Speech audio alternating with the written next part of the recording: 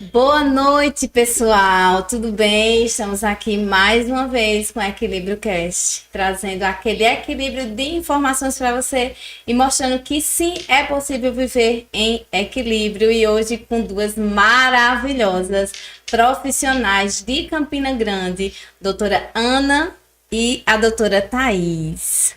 Boa noite, meninas. Boa noite. Sejam bem-vindas e hoje nós vamos falar sobre algo que é muito importante para a saúde da mulher. Vamos trazer um pouco de informações para vocês sobre saúde feminina, sobre doença inflamatória pélvica, sobre endometriose e que elas têm desenvolvido aqui em Campina Grande, junto ao Hospital Help e também o que elas iniciaram, que é uma fundação CESF, de cuidados com endometriose e saúde feminina. E vamos estar aqui, né, Poliana, falando sobre tudo isso. Exatamente. É uma honra ter vocês aqui. Sejam muito bem-vindas. Estou muito feliz também com a presença de vocês e gostaria que vocês se apresentassem para o nosso público conhecer um pouquinho mais de vocês. Boa noite. Primeiramente, muito obrigada pelo convite. É uma honra estar aqui junto com vocês e poder falar do que, para mim, foi um sonho ao longo de muitos anos, que foi a inauguração do nosso Centro de Endometriose e Saúde Feminina. Uma coisa que eu busquei lá desde São Paulo e que eu consegui vir realizar aqui em Campina Grande, né? Então, eu sou médica formada, fiz toda a minha formação lá em São Paulo, né? Com foco na saúde feminina e principalmente em endometriose e na cirurgia minimamente invasiva. Mas foi por buscar e olhar que muitas vezes só o remédio ou só a cirurgia não era o suficiente para eu trazer a qualidade de vida que as pacientes precisam. E foi com isso que me instigou a estudar um pouco mais e aí buscar um tratamento e uma equipe multidisciplinar justamente para que eu possa ajudar de uma forma integrativa todas essas pacientes. Bom, assim, eu, fico super emocionada, pessoal, porque elas são integrativas, né? Então, eu sempre digo a vocês que o que a gente procura trazer aqui são pessoas e profissionais que tenham essa visão. Até por mim também ser uma portadora de endometriose e por muitos anos procurar profissionais que tivessem essa visão e a gente fica muito feliz, né, Poliana? E aí só sabe a necessidade e o quanto é importante ter uma médica que tenha essa visão, esse cuidado, esse acolhimento quem já passou, né? Então, seja muito bem-vinda, Campina, e parabéns por essa iniciativa. Né? Aplausível e de grande valia para a cidade. Mas nada disso teria sido possível se não fosse essa minha amiga que apoiar e sonhar junto comigo. Obrigada, meninas, pelo convite. Me apresentando para o pessoal de casa, eu sou Thaís. Eu sou natural daqui de Campina Grande, mas devido aos meus estudos, passei alguns anos fora e acabei retornando para a cidade no ano passado e aconteceu esse encontro. Eu e Ana Luísa, tá? Eu também tenho a mesma formação de Ana Luísa na parte de cirurgia minimamente invasiva. Eu não faço ali a parte de robótica, que minha sócia já faz, mas vou chegar lá também. Mas assim, eu acho que a gente alinhou muito essas visões no que diz respeito a não fazer mais do mesmo. A gente vê que hoje a endometriose vem sendo muito comentada, se sabe que é necessário muitas vezes um bloqueio do ciclo, que a gente fala, um bloqueio hormonal, mas isso só não é o suficiente. Então a gente vê essa necessidade de ter uma equipe multidisciplinar e entender também que cada profissional vai ter sua contribuição. Então nós somos médicos ginecologistas, a gente, claro, tem uma ideia geral sobre a parte da alimentação, do estilo de vida, a gente sempre, durante nossa formação basal, a gente fala muito em mudança do estilo de vida, mas assim, nada como um profissional de cada área. Então, um nutricionista, um psicólogo, fisioterapeuta, educador físico, é um enfermeiro especialista, é uma equipe completa que vai cada um somar da sua maneira e trazer um cuidado realmente total para aquela paciente, de todos os lados. Verdade. É multifatorial, né? Então, o cuidado ele tem que ser mais... Todas as linhas de mais frente. amplo, exatamente. Então, ter uma médica pensando Já é bom. Imagine dose duplas, Bom, né? gente, Juntando não. os conhecimentos, né? É verdade, Campina Grande só tem crescido, né? E como o próprio nome diz, Campina Grande. E agora eu sei que nessa visão da parte da, não só de endometriose, tá, gente? Mas de saúde feminina. Elas dominam a saúde feminina como algo que realmente precisa de um olhar mais humanizado, um olhar mais científico também, porque Empático. quando a gente estuda de uma forma mais assertiva, a gente consegue ser mais dominante naquele conteúdo. E aí eu queria, doutora, que a senhora falasse, né, o que é endometriose, quais são, né, como é que pode diagnosticar, porque a gente sabe que a endometriose, ela é uma doença sintomática e assintomática também. E tem mulheres que não sabem que tem endometriose, então eu quero deixar esse tempo agora para vocês podem dividir essa parte desse conteúdo e nos encher de informações. A endometriose é uma doença inflamatória, crônica. Então, isso é uma palavra que é muito importante, porque a gente não fala em cura, a gente fala em tratamento para qualidade de vida. Então, sempre o nosso ponto de encontro de todos os tratamentos que a gente tem é a busca pela devolver a qualidade de vida e o que a paciente busca, o que incomoda e o que interfere nessa qualidade de vida.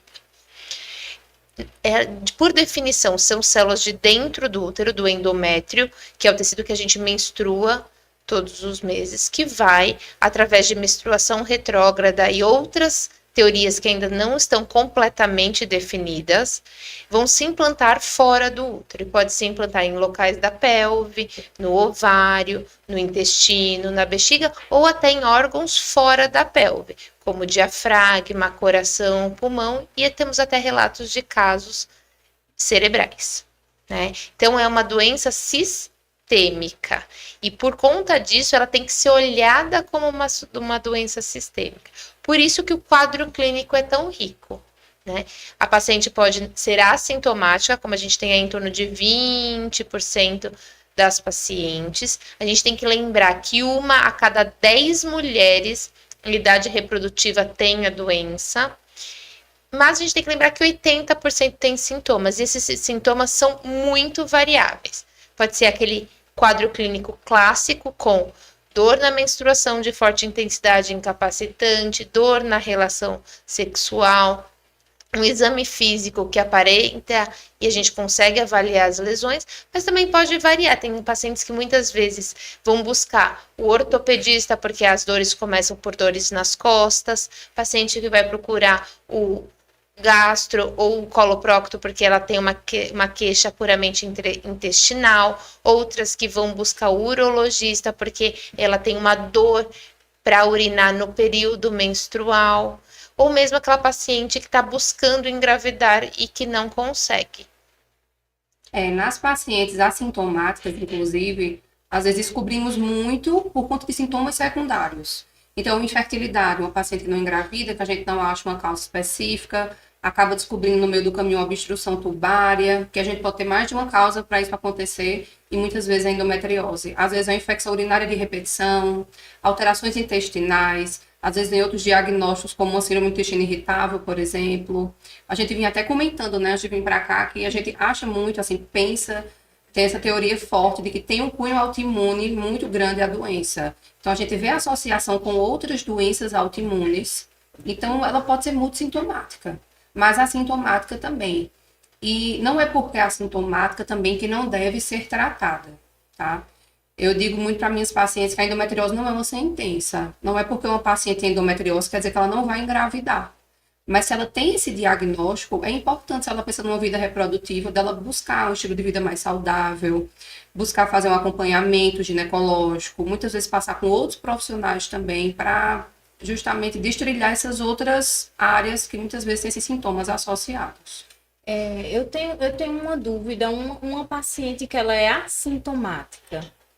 Existe eu sei que ela é assintomática, mas existe algum alerta que ela possa achar, ou então que possa se encaixar em um padrão de se pensar que ela tem endometriose?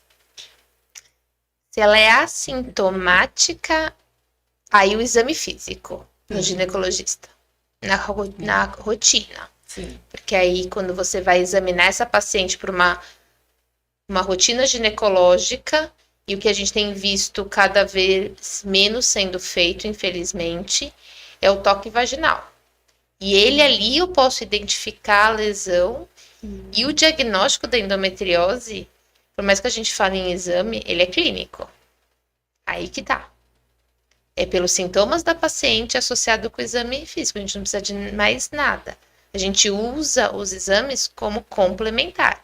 Ele vem para me guiar qual é a gravidade da doença, quais são os locais acometidos, mas lá, baseado na clínica da minha paciente, no meu exame físico, eu já estou autorizada a iniciar o tratamento dessa paciente. Eu não preciso esperar para que ela faça, que às vezes vai o mais rápido que ela faça 1 mês para ela retornar, ela já está 1 mês sendo tratada e mudando a sua qualidade de vida.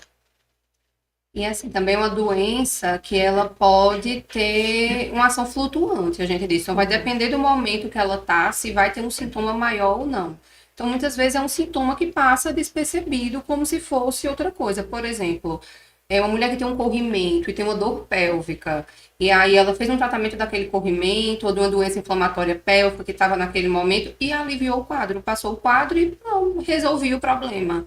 E vez por outro, um momento maior do estresse, uma demanda maior no trabalho, um momento mais emotivo da vida ali que exige mais do psicológico, esses sintomas voltam, mas ela pensa, deve ser o corrimento que está voltando, ou realmente eu tenho dor quando vou ter relação, mas é quando eu fico mais estressada, que às vezes eu tenho uma candidíase junto. E assim, até que ponto realmente tem um equilíbrio nesse organismo e às vezes também não é um sintoma silencioso. Mas isso acontece da gente fazer um exame físico, num toque, a gente descobrir ali uma nodulação atrás do colo do útero, por exemplo, de endometriose, ou até uma cirurgia, a paciente vai fazer uma cirurgia por outro motivo, uma cesariana, uma apendicectomia, e a gente descobre que ela tem endometriose dessa maneira.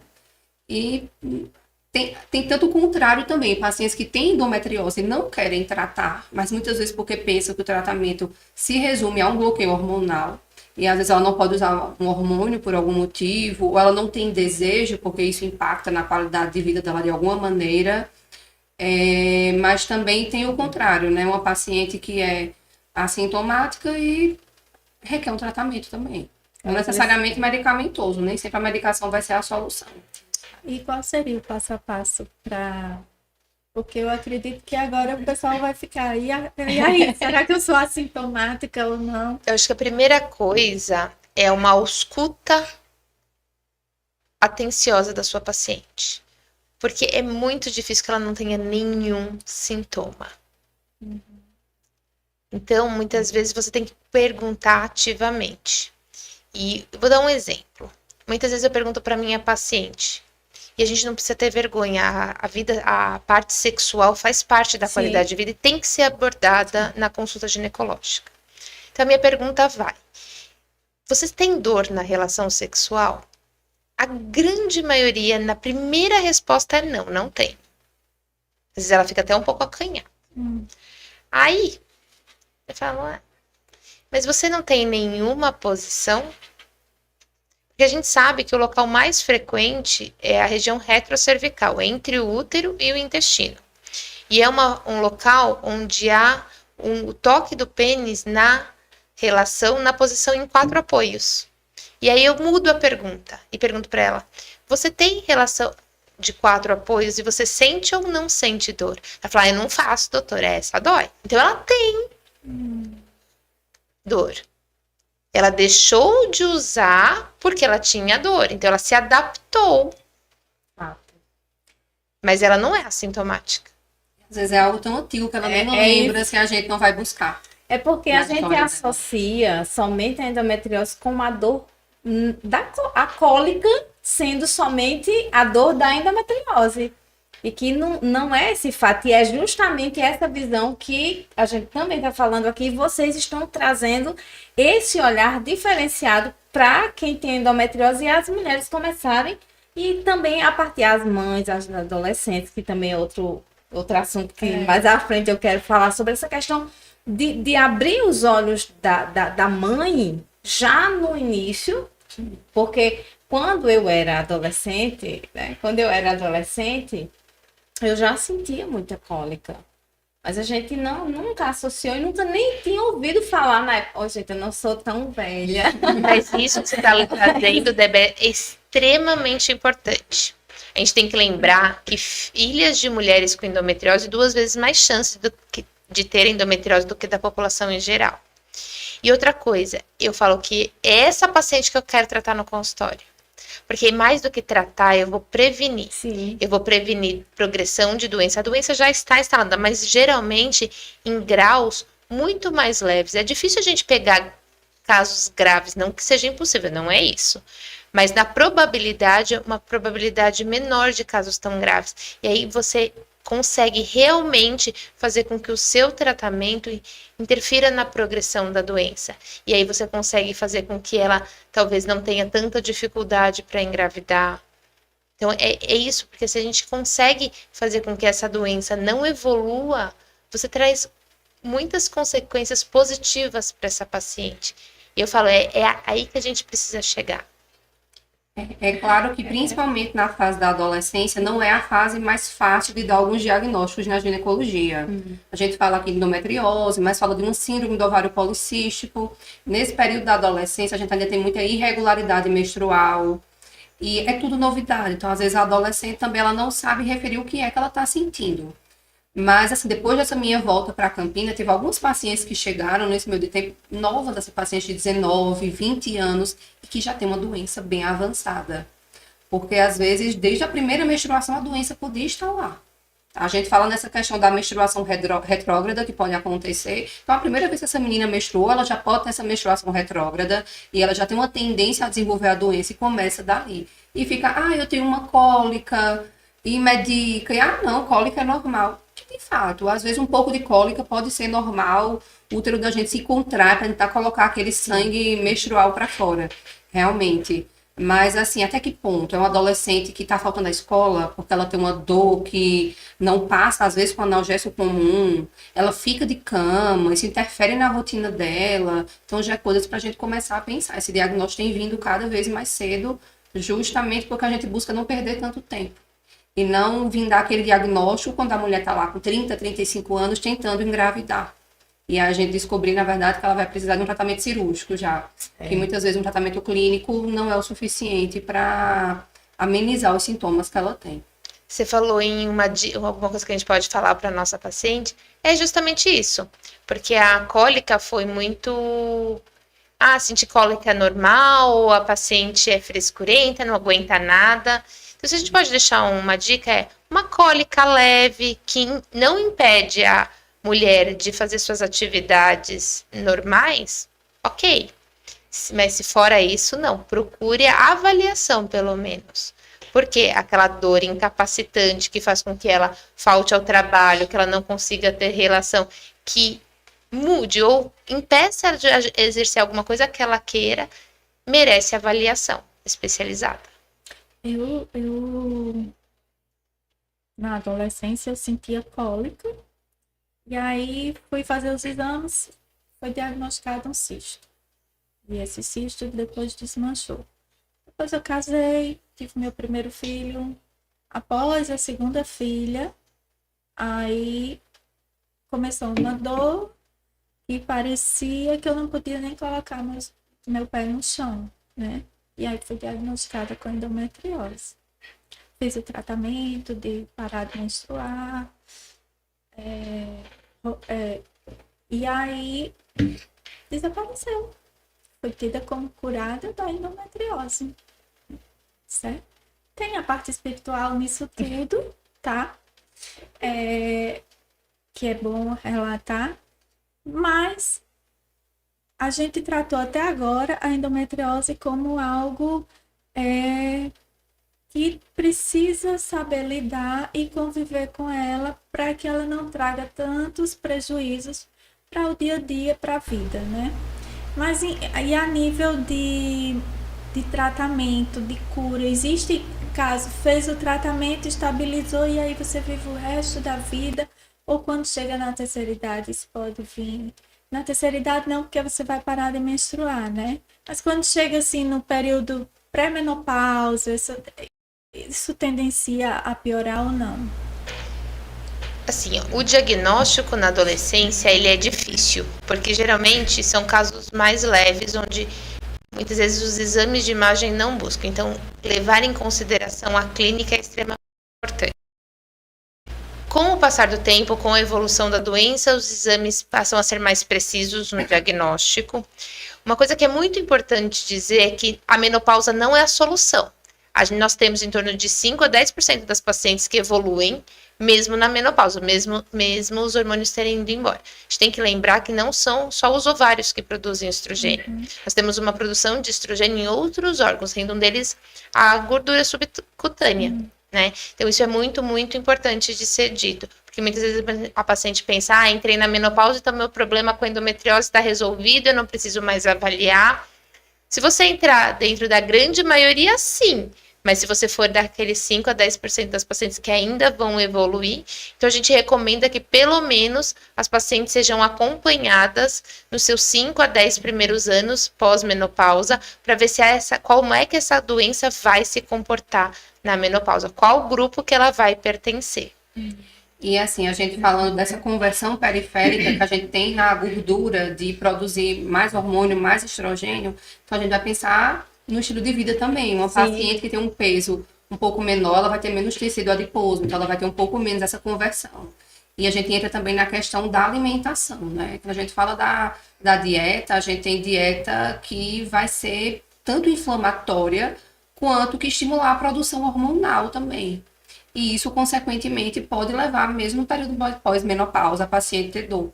Outra coisa importante é que na terapia de reposição hormonal, que a gente faz muito em pacientes, ali na fase do climatério, na menopausa, tem que ter esse alerta de como vai ser feito esse tratamento. Porque pode ter um estímulo também para esses focos de endometriose que às vezes estavam adormecidos ali há anos. E aí realmente tem que ser instituída ali uma terapia adequada para a paciente, avaliar cada paciente individualmente, tem útero, não tem útero, tem um passado de endometriose, sintomas surgiram mais perto da menopausa, para a gente poder conseguir rearranjar ali, organizar, melhorar a qualidade de vida, mas sem reativar, às vezes, uma doença que já estava um pouco menos avançada, digamos. Vamos trazer uma informação que é muito importante agora. A gente tem que lembrar, porque quando a gente fala em endometriose, a gente fala em uma doença estrogênio dependente. Sim. Aí vem aquela pergunta, como é que minha doença depende de estrogênio e eu vou ser medicada com hormônio? Eu vou poder fazer terapia hormonal? Né? São dúvidas que chegam muito no consultório. Então, o que a gente tem que entender é que o problema não é o estrogênio, são os picos hormonais.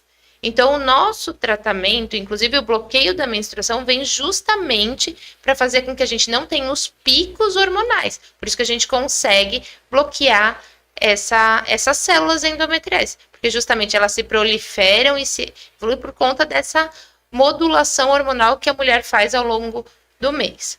Isso vem também de encontro com a terapia hormonal. Então, a mulher que tem endometriose pode fazer a terapia hormonal, não precisa sofrer com os sintomas do climatério, mas ela precisa ser uma terapia onde a gente escolhe os hormônios ideais. Então, é como eu falei, não é receita de bolo, o que vale para uma não vale para outra. Né? Mas então eu vou fazer só com estrogênio e eu já tirei meu útero. Na mulher com endometriose, essa regra também não vale. Né? Então, a gente precisa tomar cuidado porque é uma particularidade na terapia hormonal. Acaba sendo que personalizado, né? Um acompanhamento individualizado, né? Tem que ser. Cada um age e recebe aquela terapia de uma forma. É igual aquela mulher que diz, eu não quero usar um anticoncepcional, porque eu não tenho uma boa experiência, porque afetou minha libido. Não existe um tipo de anticoncepcional. Quando a gente fala em bloqueio hormonal, a gente hoje tem um leque de possibilidades. A gente pode fazer a mais padrãozinha, que é a medicação via oral, a gente tem os injetáveis, tem o Implanon, a gente tem implantes hormonais também, que são voltados para o tratamento da endometriose, a gente tem o dispositivo intrauterino hormonal, tá? A gente tem adesivo, que faz a absorção transdérmica, então a gente vai conseguir usar em pacientes que têm contraindicação, às vezes, para uso via oral também, tem o anel vaginal, são tantas possibilidades que a gente não tem como dizer, não me senti bem com anticoncepcional, não me dou bem, não vou tentar. A gente tem que entender realmente a individualidade de cada paciente. É realmente um tratamento personalizado. É claro que a gente vai encontrar pacientes que, por conta própria, começaram a tomar uma medicação, ficaram bem e ok.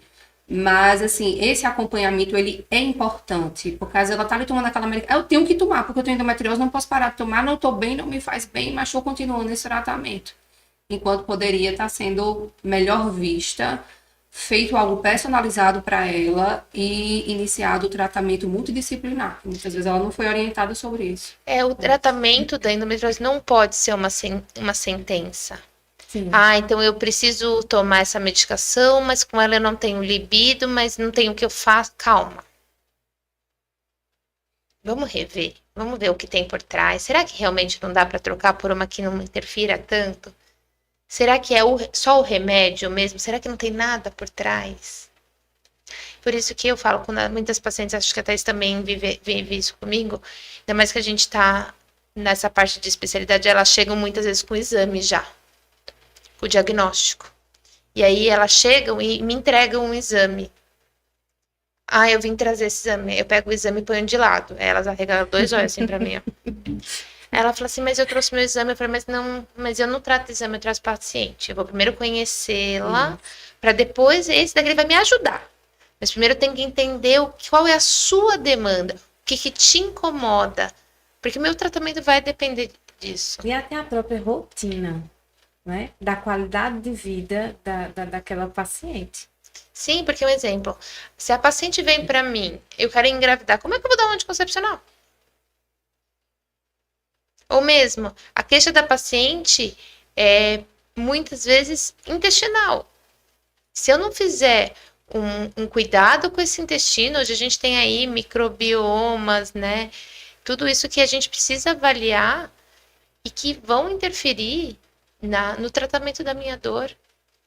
Se eu não trocar a alimentação dessa paciente, ela não vai melhorar. Fazer a modulação intestinal, né? Muito importante. E aí eu tenho uma pergunta, eu creio que pode ser alguma dúvida, né, das pessoas. Se tiver alguma pergunta, tem pessoas que fazem pergunta e eu já disse, né, fiquem à vontade. Mas em que momento a cirurgia ela é realmente indicada? Ela tem indicações bem precisas. Na paciente que quer engravidar em infertilidade. Endometriomas de grande volume. Acometimentos de órgãos nobres, ureter, intestino, diafragma. Então, essas são indicações. Ou quando tem falha no tratamento clínico. Esse é o que dá um maior dilema. Por quê? Instituído 6 meses de tratamento clínico para a gente dar como falha. Mas o tratamento clínico não é só engolir o comprimido. Aí que tá. O tratamento clínico consiste em todos os pilares do tratamento da endometriose acontecendo efetivamente por 6 meses. Só que aí você precisa de uma mudança de estilo de vida, que é o mais difícil. Aí que tá a dificuldade do tratamento. Ninguém consegue do dia para a noite. Eu digo muito isso às pacientes. Eu não vou sair daqui hoje e dizer, não, a partir de amanhã eu vou ser um atleta, vou fazer atividade física, dieta, vou fazer tudo bem regradinho. Não é assim que funciona. O organismo da gente, ele é preguiçoso. Ele tende ali, ele quer deitar, ele não quer fazer atividade física, ele quer comer um alimento mais palatável, mais pronto, industrializado. Então, realmente, não é só querer, é muita força de vontade. Lá no consultório, eu costumo dizer assim, a gente vai desconstruir para construir. Para reconstruir. E é tijolinho por Agora, tijolinho, a desconstrução forma, também, né? De que forma? Aí, vamos ver o que é que realmente você precisa e vamos seguir um passo a passo, ver o que é prioridade nesse momento. Geralmente, começa pelo intestino. Sim. O intestino é a chavezinha da mudança, tá entendendo? Agora, eu costumo cobrar muito dos meus pacientes no sentido que algumas colegas dizem assim, 50% é a minha parte, 50% é a do paciente. Eu digo, não, 30% é a minha parte, 70% é sua. Eu já jogo a responsabilidade para ele, porque é verdade, tá entendendo? Se não tiver eu digo a eles o seguinte: a minha parte é fazer você ter o conhecimento da necessidade da mudança. Entendeu? Mas a mudança, eu vou estar aqui de mãos dadas com você, lhe apoiando. Mas a decisão de mudança é sua. E aí, eu acho que isso é para tudo. E no caso da endometriose, também. Ter profissionais que cheguem e esclareçam como vocês fazem é um diferencial. Mas a mulher, ela precisa entender que existem chaves que ela precisa virar. Hoje mesmo eu vivi isso. O paciente chegou, a gente estava no atendimento e ela iniciou o bloqueio hormonal, melhorou, mas falou assim, melhorei, mas dá para melhorar um pouquinho mais, né? Eu falei, então, mas e a atividade física e a alimentação? Era uma adolescente, no caso. Não, eu não gosto de fazer atividade física. Então, assim, eu entendo, você pode não gostar, mas a gente também não gosta de tomar remédio, a gente também não gosta de ficar doente. Então, a gente precisa fazer o quê? Eu falei para ela, o que você menos desgosta? Pode ser, não tem problema nenhum. É justamente fazer essa reconstrução e mostrar para elas que elas são o pivô principal do tratamento. Ela é a protagonista. Eu oriento, eu dou o melhor remédio, você faz a melhor dieta baseada no que ela gosta, bem personalizada. O avaliador físico, o personal pode dar atividade física, mas cabe a ela. Por isso que também a gente não pode esquecer do acompanhamento psicológico. Ele vem e ele é extremamente importante, até para tirar a paciente daquela inércia e ajudá-la muitas vezes a entender esse protagonismo. É importante. Muito. Olha, a gente tem, né, uma pergunta, creio que a gente já falou, mas Adriana Souza. Muito obrigada, Adriana. Então, qual o melhor exame para detectar a saúde? A gente já falou bem resumida que não se começa pelo exame, né, doutora? Não se começa pelo exame, mas se vocês quiserem dar mais algum esclarecimento para essa pergunta, fiquem à vontade. O melhor exame realmente é o exame físico, é a anamnese e o exame físico. Mas se a gente for falar em exames de imagem, a gente sabe que hoje as ultrassons transvaginais ou pélvicas mais simples, muitas vezes não têm uma acurácia tão boa para ver esses exames. Embora quando ela está nas mãos de um profissional que é muito experiente na área, ele consegue ver coisa que olhos não treinados não veem. Mas a gente diria que os dois principais exames que a gente tem hoje é a ultrassom para mapeamento de endometriose. Então, ela é ultrassom que ela não é só transvaginal, ela é feita por via abdominal também. Tem um preparo intestinal para melhorar a visualização. E a ressonância magnética de pelve, preferencialmente com contraste, e ela também tem a questão do preparo intestinal. É como se o objetivo fosse limpar esse intestino e conseguir ver melhor as lesões. A gente tem uma colega radiologista aqui em Campinas, que estava até no evento com a gente no sábado, que é a doutora Aline, que eu já mandei paciente para ela que eu suspeitei que tinha endometriose, mas os outros exames que ela tinha não falavam a favor, tinham sido feitos em outros locais, por pessoas que não tinham o olho tão treinado, realmente não tiveram, às vezes, uma educação nessa área. Então, se você não sabe o que está procurando, fica difícil achar. E eu fiquei aquela suspeita, falei para o paciente, eu quero que você faça um ultrassom com essa profissional. Porque se tiver alguma coisa, eu sei que a Aline já vai ver, já vai me devolver, e eu já peço, às vezes, um exame mais direcionado. E dito e feito. Ela fez um ultrassom simples e ela já conseguiu ver algumas coisas, mas é a exceção. Então, quando a gente pede um exame mais direcionado, é mais fácil cair para alguém que sabe fazer esse exame. Porque se eu peço um exame para pesquisa de endometriose, dentro das clínicas de imagem, esse exame vai ser direcionado para os profissionais que atuam nessa área, nessa especialização.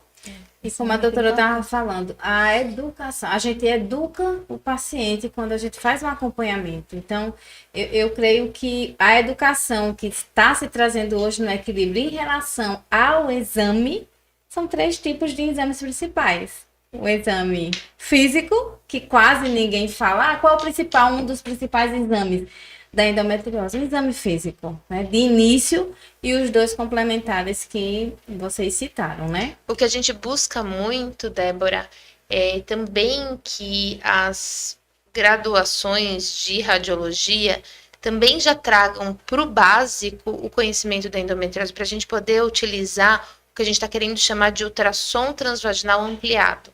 Sim. Onde a grande maioria dos radiologistas, pelo menos, tem uma ideia das imagens da endometriose, pelo menos para fazer o diagnóstico inicial, para daí a gente poder pedir. Mas isso a gente já ganha no diagnóstico mais rápido, principalmente nessas lesões menores, nesses casos mais contraditórios, onde você está na dúvida. Então, para a gente realmente tentar reduzir esse tempo entre o início dos sintomas e o diagnóstico, que a gente está em torno aí de 7 anos ainda, né? Então, essa busca de redução desse tempo para poder ajudar essas pacientes a buscar uma qualidade de vida ainda mais cedo. Já é um avanço, né, aliado. Existe também aí a nossa colega que é especialista em nutrição, né? Pessoal perguntando, e Camila Nogueira, que é a nossa colega que está aqui também presencial, nos dando a honra.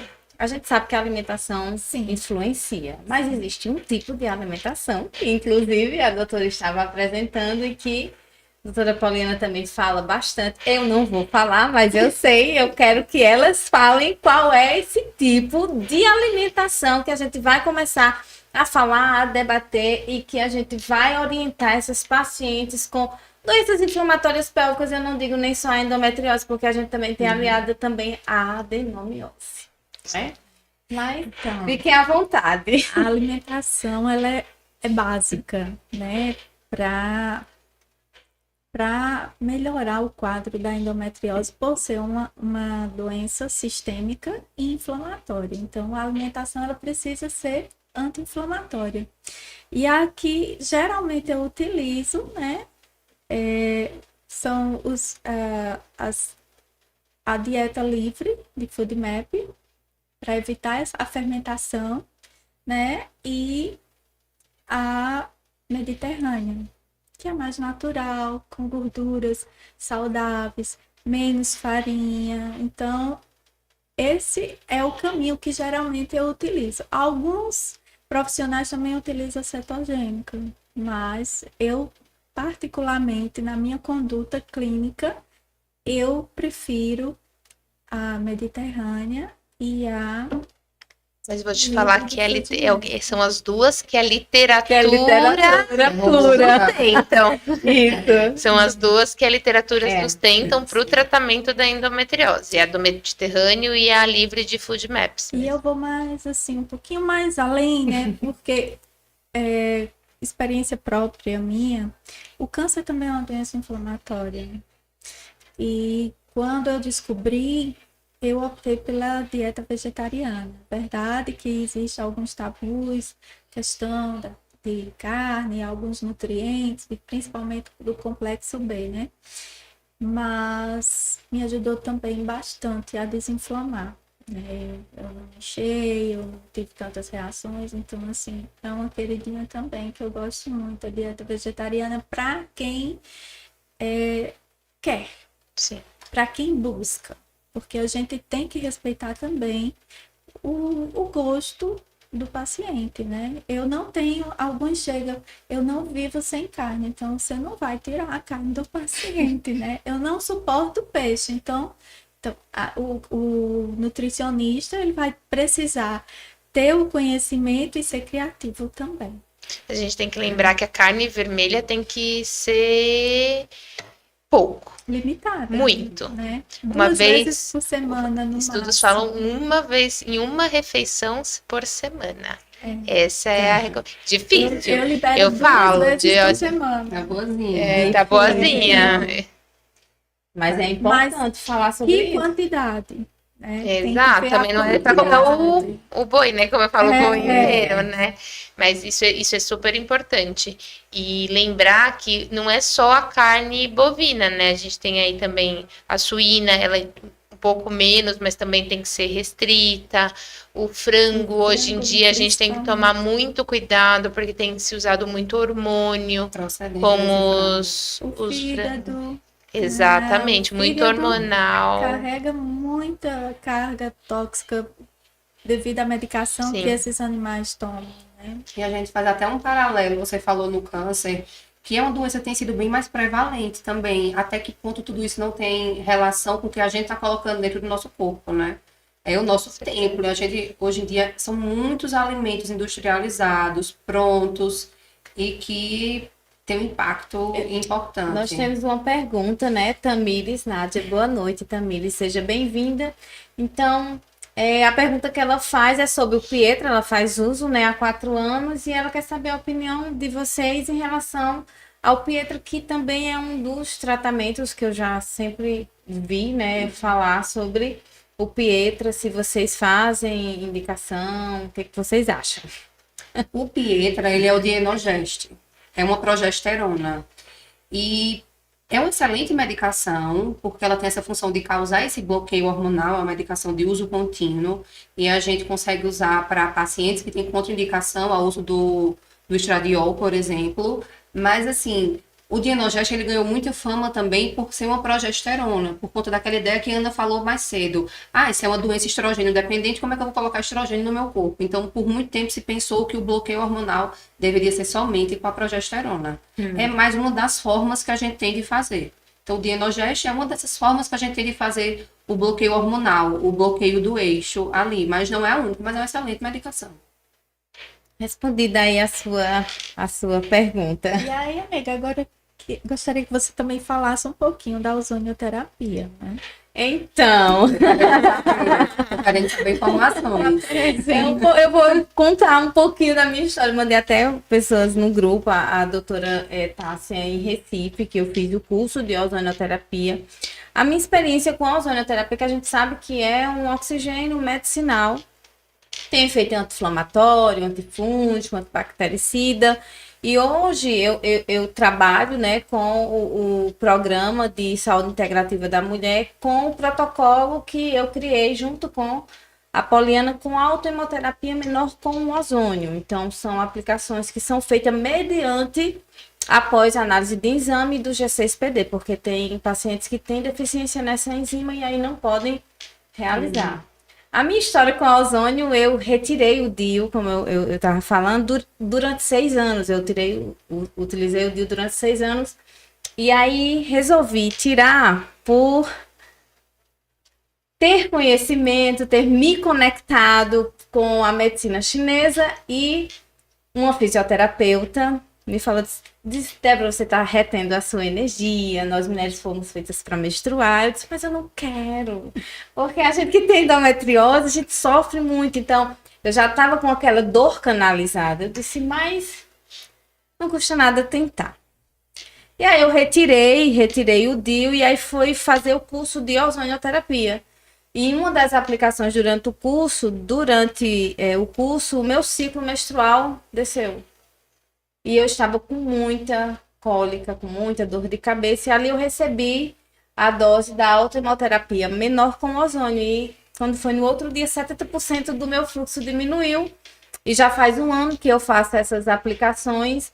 E tenho tido resposta significativa, até porque quando ele entra no organismo, ele vai fazer uma ação não só anti-inflamatória, mas metabólica também. A gente sabe que a endometriose é metabólica. E associado com o uso do ácido alfa-lipoico, que é um poderoso antioxidante, a gente diz que é o antioxidante, o poderoso chefão, que eu chamo, associado a isso. E eu tive diminuição realmente do fluxo. Meu fluxo antes era 8 dias, hoje eu fico com 4 dias no máximo. Meu sonho era fazer academia estando no ciclo, e eu consigo hoje fazer academia. Certo de que quando a gente tem que viver a realidade, que a gente é ser humano. Quando a gente enfia realmente o pé na jaca, como a gente diz, né? Toma um pouquinho de refrigerante aqui, que a gente sabe que não toma, com carne vermelha, né? Eu já sinto uma diferença, entendeu? No meu ciclo. Para você ver que não é só, é uma terapia complementar, né?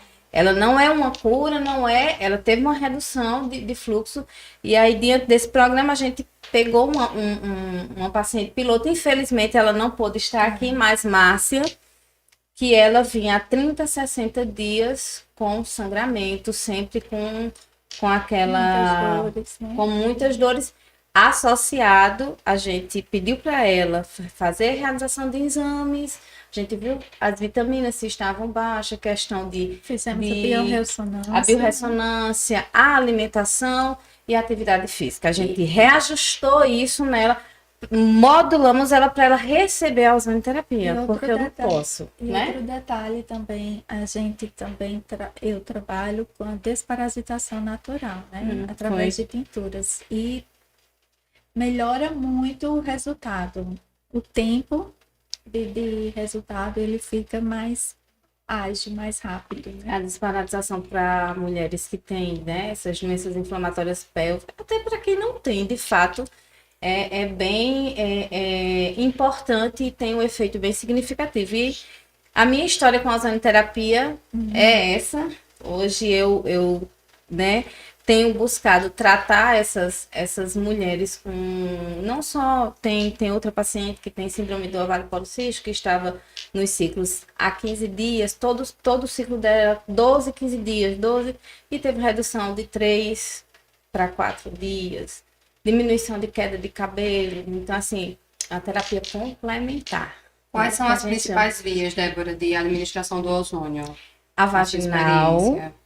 a insuflação retal e a automoterapia menor para esses pacientes. Só que aí tem pacientes que não querem a insuflação retal pelo desconforto e até porque a insuflação retal a gente tem que fazer de 2 a 3 vezes, dependendo do grau de dor dela, do que ela vai precisar. Às vezes, dependendo, pode ser semanal, uma vez por semana. Aí, às vezes, devido ao tempo da mulher que não tem, e a questão da via, elas preferem não se submeter.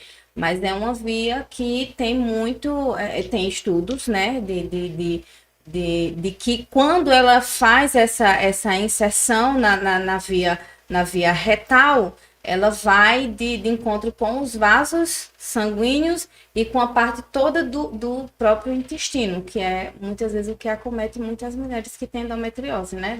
O ácido, até que você vinha falando, tem tido muito estudo em cima dele para a questão de diversos tratamentos, mas muito para a questão de dor neuropática também. E quando a gente fala em endometriose, a gente fala em uma doença que pode acometer nervos e isso causar dores até em locais inesperados. Então, ele tem sido bastante usado. Pacientes com diabetes, que já tem uma neuropatia, pacientes com endometriose, eu acho que são algo interessante. Sim, porque é pra gente dor, conseguir né? É dor. ter esse Acho que efeito. vamos ter Eu bastante acho que surpresas no futuro. Acho que os trabalhos vão aparecer para mostrar isso pra gente. É o que eu falo.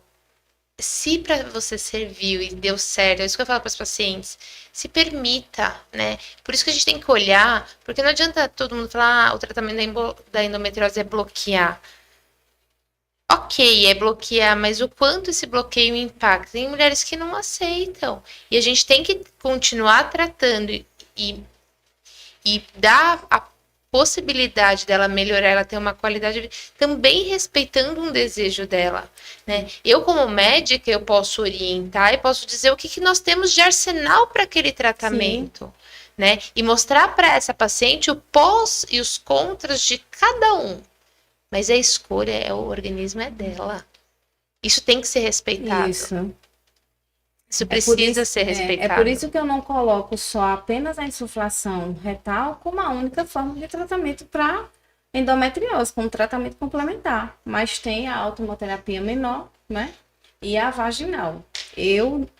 No momento, eu faço mais a automoterapia menor, que é a mais acessível para elas, respeitando, né, a posição e o desejo de cada uma. E através disso, de ter me deparado com essa doença, de ter me visto como uma mulher estéril, que eu sei que tem muitas mulheres, né, que são estéril, e de hoje, graças a Deus, eu tenho minha filha, né, tem 13 anos de idade. E quando a médica estava, a minha história com endometriose é muito espiritual, de melhora. Também, né? É todo um conjunto. E quando eu estava para fazer o próximo passo, que eu fiz todos os exames, as ultrassons normais que não acusaram E aí é o que eu digo a vocês, gente, procurem o CESF, procurem essas mulheres que têm essa visão, porque eu fiz ultrassom, fiz esterossalpingografia, fiz esteroscopia e não acusou que tinha endometriose. Então, assim, quando se tem uma ultrassom e uma ultrassom guiada, né, ampliada, Ultrassom para mapeamento para de mapeamento endometriose. de endometriose, é diferenciado porque eu demorei muito tempo. E hoje eu tenho a minha filha e quando a médica disse a gente vai para o método de indução, existe esse método, Sim. né? De indução, eu resolvi orar. Eu fiz um propósito com minha mãe, fiz um propósito de 7 semanas de oração para Deus abrir minha madre. Eu disse, eu já estou cansada. Existem mulheres que estão cansadas. Mas isso de é tanto muito tratamento. importante. Primeiro é não estigmatizar. Porque a primeira coisa que as pacientes olham para mim é falam, eu tenho endometriose, quer dizer que eu vou ter dificuldade para engravidar? Então é um estigma que está muito perto. Sim, dentre das pacientes com dificuldade para engravidar, a endometriose é uma das principais causas. Mas dentre as pacientes com endometriose, de 30% a 50% vão ter dificuldade para engravidar. Os outros 50% vão engravidar normalmente. Então, não é por todo mundo num pacotinho chacoalhar e falar todo mundo vai ter Isso. dificuldade. Vai ter uma parte, célula que sim e outra que não. Em que grupo essa paciente? Muitas vezes eu falo, não sei, a gente vai precisar aguardar você chegar neste momento, né? Para inclusive a gente saber. E outra coisa que é importante é ajudá-la, né? Ajudar. E eu falo, às vezes as pacientes falam, mas eu não vou conseguir nunca engravidar. Eu falo, olha, gente, aí tem uma questão que a gente tem que conversar com o lado de cima também, né? Porque ele conversa com a gente. É verdade. Isso é muito importante, porque assim, cada um tem um propósito também. Então, assim, também precisamos disso. Por quê? Porque a gente sabe que o psicológico também está diretamente relacionado. Então, a gente vê pacientes que no momento de estresse, no momento de depressão, as dores aumentam, pioram. E como falar que isso não tem a ver? Corpo e mente está interligado. Tá? Até se a gente muda a nossa rotina, se você tem fé e volta a sua cabeça para a fé, ou uma terapia, fazer um acompanhamento psicológico, não é coisa de louco, é coisa de ser humano, de gente. Saúde. É saúde mental. Isso é uma pauta muito importante nos dias de hoje. Então, o bem-estar mental, corpo, mente, intestino, tá tudo conectado, sabe? Inclusive, a medicina do estilo de vida, né? Engloba tudo isso e um pouquinho mais. Sim. É importante a mulher que tem endometriose, ela conhecer o seu corpo. Porque eu demorei a conhecer o meu corpo, o que funcionava de alimentação, o que não funcionava. Eu fui criada com farinha láctea. Quem não? É por isso da importância de que não existe uma receita de bolo, né? Porque cada organismo é um. Então, às vezes me dói o coração quando falam, porque a vizinha fez, então eu fiz, porque a prima fez, então eu fiz. Mas você não é a vizinha, você não é a prima. Vamos olhar para você. Sim. Né? Isso que é nos importante. ensina tanto a conhecer nosso próprio organismo, e até porque cada organismo é diferente. A gente precisa realmente se autoconhecer ao longo do tempo. E eu confesso também que eu não julgo, às vezes, pacientes que chegam, eu tinha endometriose 20 anos atrás e ninguém me diagnosticou. Talvez não era tão falado. Já existia endometriose? Já se falava, sim. Mas a gente está vendo coisas hoje, como essa questão da radiologia, que muitas vezes dentro dos cursos de formação não tem esse olhar voltado. Eu sou jovem, ela é jovem, mas no tempo que a gente passou pela faculdade, talvez pouco se falava em endometriose também. É uma coisa que foi sendo mais falado ao longo do tempo. Muita coisa de lá para cá já foi descoberta, muita coisa mudou. Então, realmente, houveram diagnósticos mais tardios.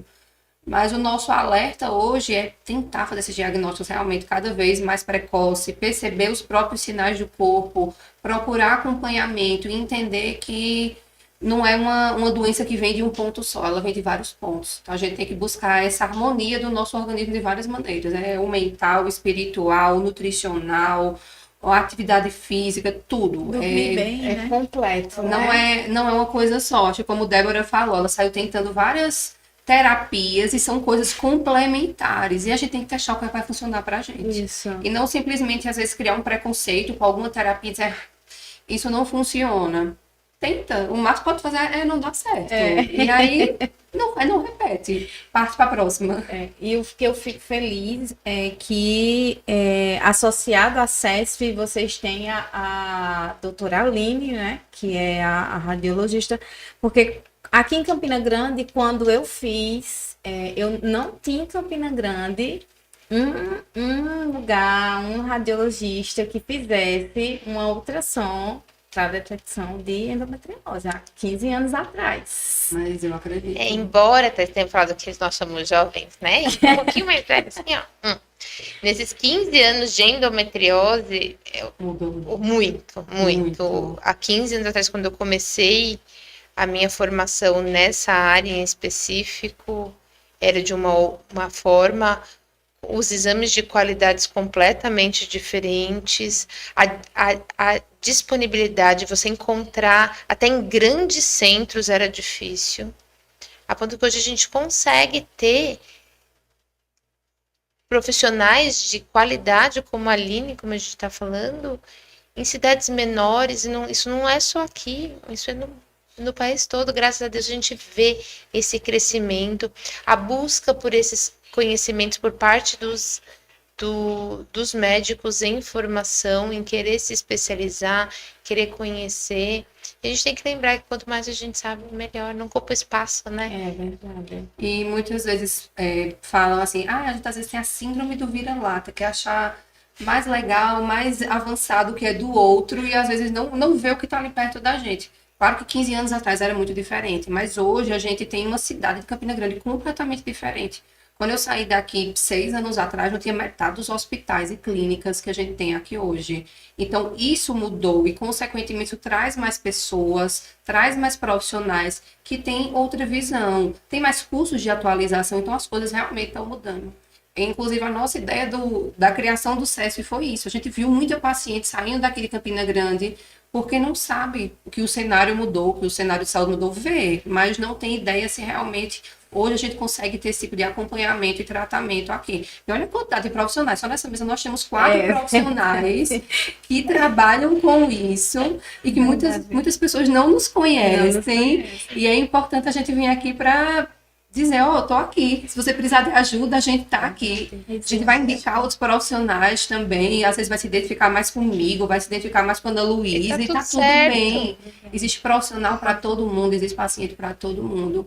O importante é que a gente vá atrás realmente, porque existe. Não se negligencie. Não se negligenciar. É o que eu falo, se a gente for ficar aqui, a gente esquece, né? Eu só queria voltar um pouquinho, já que a gente está falando de endometriose, mas tem um exame que é muito importante para a mulher e que a gente estava comentando aqui antes, que é sobre o Papa Nicolau, né? Para esclarecer melhor. E a gente falando de não se negligenciar, da importância também de fazer esse exame e qual a finalidade dele, porque às vezes as pessoas confundem realmente qual a necessidade de se fazer e negligencia ele, né? Esse mês, inclusive, além do Março Amarelo, né, que é o mês de conscientização da endometriose, a gente está também no Março Lilás, que é sobre a prevenção do câncer de colo de útero. E assim, quando a gente fala de citológico, Papa Nicolau, preventivo, esse nome preventivo eu acho que é o que mais combina ali, porque realmente a gente fala de prevenção. Então eu digo que até hoje eu recebo muitos pacientes que dizem para mim, não, eu vim fazer o citológico porque eu tô com corrimento. A função do exame não é diagnosticar um corrimento vaginal, na verdade, embora a maioria pense isso. Isso me dizer que... Mas se nós não somos orientadas, explicadas quanto isso, ninguém tem a obrigação de saber, tá? O exame de preventivo, ele consiste, realmente, a gente faz como se fosse um raspado ali das células do colo e da vagina e manda para estudo no microscópio. O objetivo é a gente ver se tem alterações celulares que possam ser o início de um câncer de colo de útero, ali, uma lesão precursora que a gente chama. Que hoje o principal agente é o HPV, é um vírus. Tá? Não é 100% dos casos, mas a grande maioria é causada pelo HPV.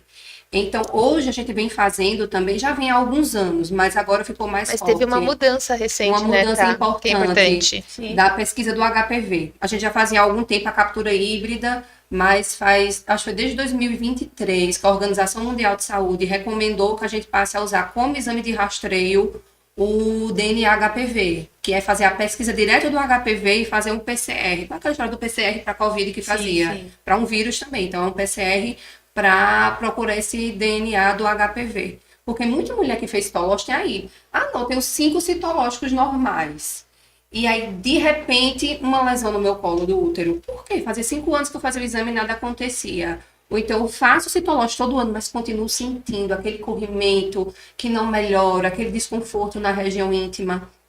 Então, esse teste do HPV, ele vem para achar o vírus, antes de ele causar uma lesão nesse colo. Mas o citológico, o preventivo, ele não deixa de ser feito, ele é um aliado também nessa pesquisa, tá? E quando a gente fala na questão dos corrimentos vaginais, que muitas vezes é o que fazem as mulheres mais procurar atendimento ginecológico, exige o diagnóstico clínico ali, alguns corrimentos a gente consegue diagnosticar ali, mas hoje a gente também tem outras ferramentas, a gente tem a bacterioscopia, a gente tem a cultura, a gente tem alguns exames laboratoriais que a gente consegue identificar exatamente qual é o patógeno e fazer um tratamento mais direcionado também. O que a gente tem que lembrar, eu acho que vale de mensagem, é que mais importante do que o citológico é a pesquisa do HPV. Sim. E eu vejo isso porque ainda nós temos uma barreira, que é a parte econômica, onde alguns convênios ainda não cobrem, onde a gente ainda não tem essa disponibilidade no Sistema Único de Saúde, mas a gente tem como médico a obrigação de conscientizar a paciente, porque ela tem o direito de escolher se ela quer ou não quer. E hoje a gente sabe que a pesquisa do HPV é mais importante do que o citológico. Porque ele, justamente por ele ser a causa, se ele está presente, é nessa paciente que eu tenho que ficar de olho. Aquela paciente que vem com HPV negativo, sinto dizer, mas não vai nem precisar fazer, vai fazer 1 a cada 5 anos. Não precisa fazer mais anualmente se ela não tem o vírus presente. Já a paciente que tem o vírus, essa sim, tem maior probabilidade, e essa sim a gente vai fazer um rastreio anual. Então, isso é uma mudança de paradigma, não, porque todo mundo fala, o Papa Nicolau, vamos dizer, Papa Nicolau e mamografia, né, são anuais, claro, mas a gente está tendo uma mudança, e é importante que todo mundo saiba, até para entender, porque senão às vezes fala, nossa, mas eu não colhi o Papa Nicolau. Então, assim, o HPV é até mais importante na atualidade.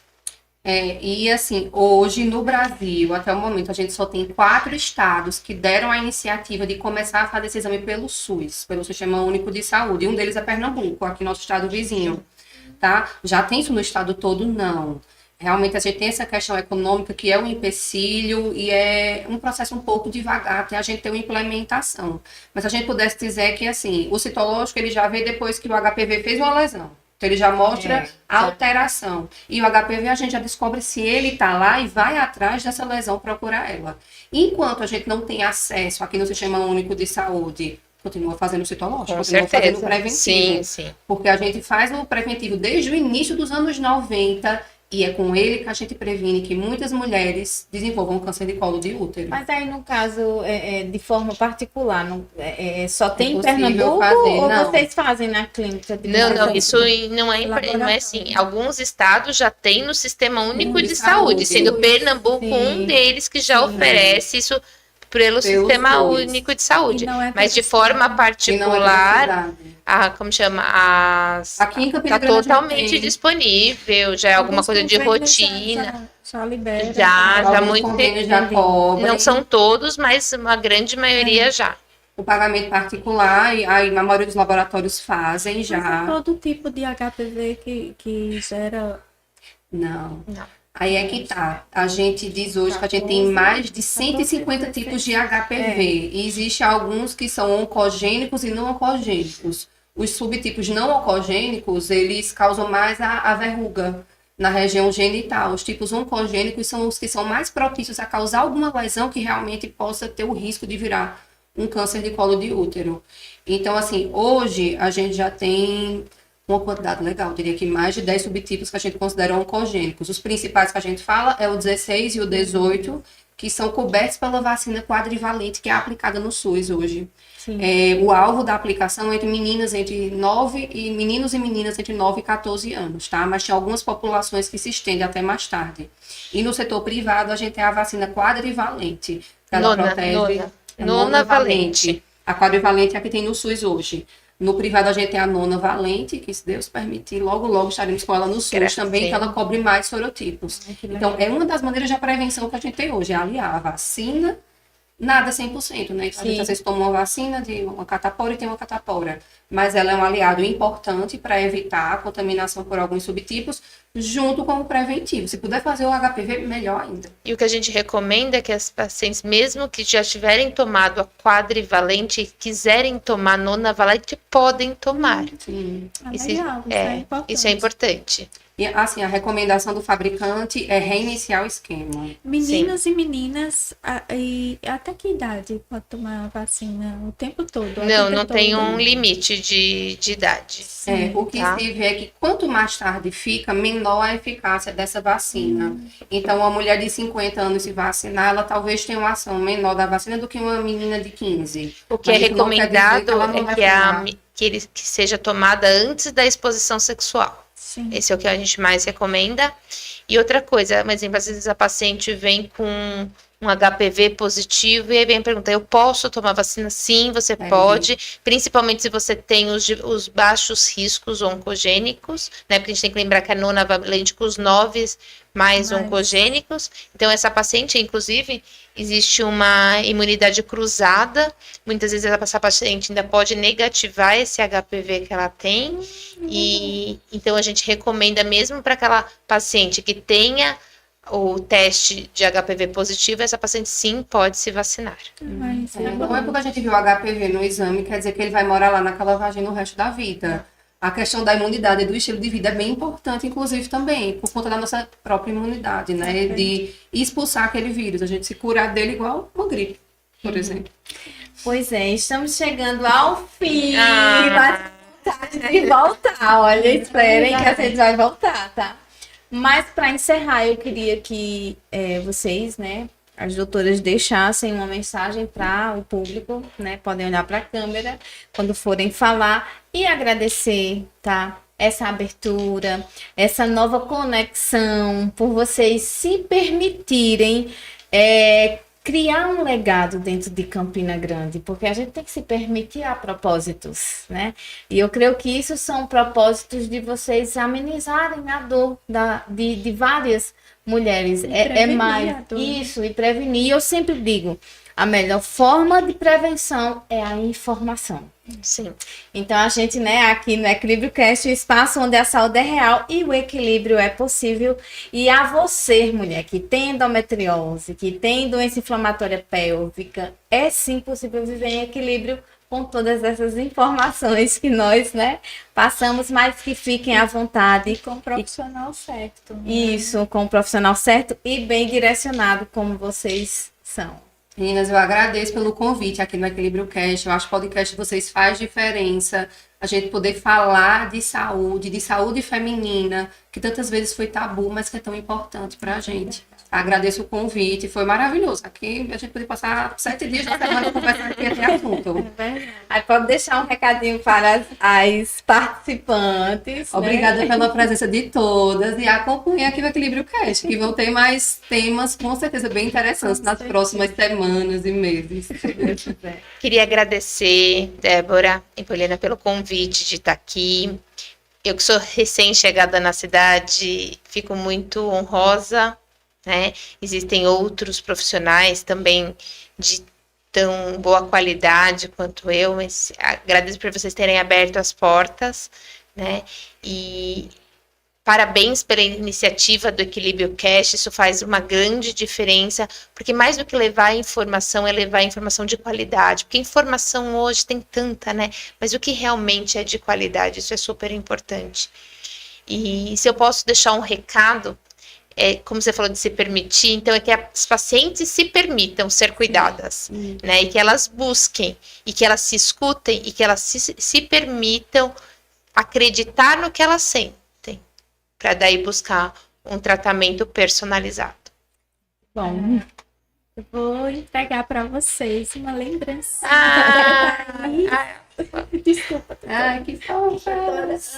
Obrigada. Obrigada, menina. Que linda, muito obrigada. Você. Fica à vontade. E eu adorei o espaço, fico também super aberta para um outro tema, um outro dia. Foi uma delícia.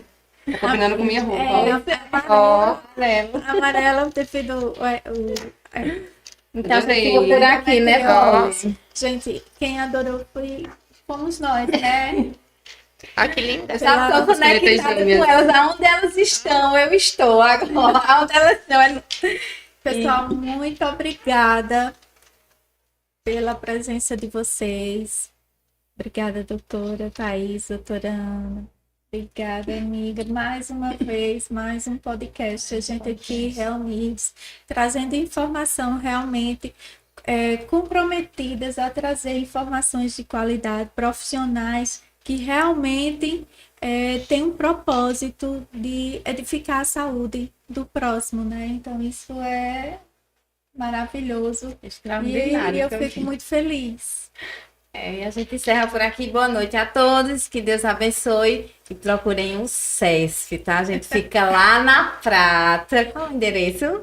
Vocês Rua lembram? Duque de Caxias, Sim. 523, sala 703. Pronto. Procurem e vão iniciar a permissão na vida de vocês. Boa noite a todos.